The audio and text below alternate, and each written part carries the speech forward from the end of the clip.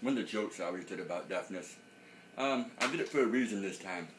The reason is I was just talking to somebody online, and someone who's going through hearing loss, and basically asked me if I have any advice on handling things that might offend you, or make you feel more hearing impaired or deaf when you're out in public with people.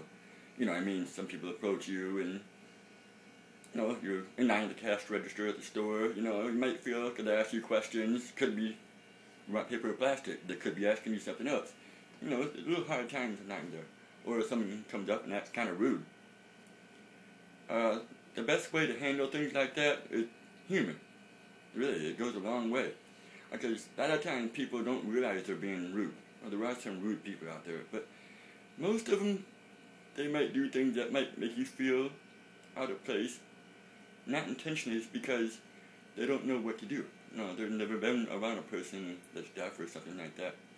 I'll give an example. I was out with some friends, and this girl came up to me, and she asked me a question. This is before I got my implants, so I was completely deaf.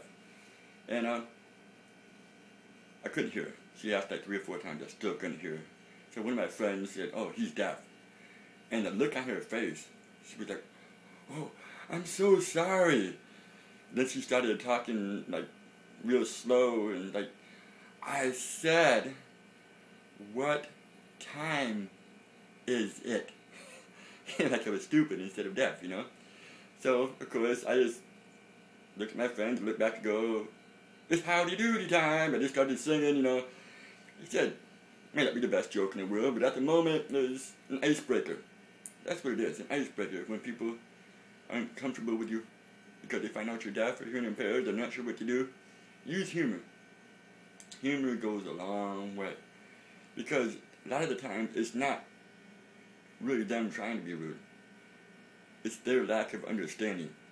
And if you can express some humor about it, that raises awareness and puts them more at ease to ask you questions.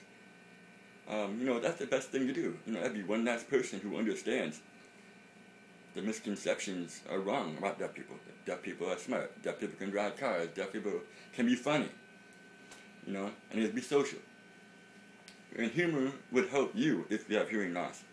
If you can learn to joke about it, have some humor about it, it'll raise your own, you won't be so insecure about it.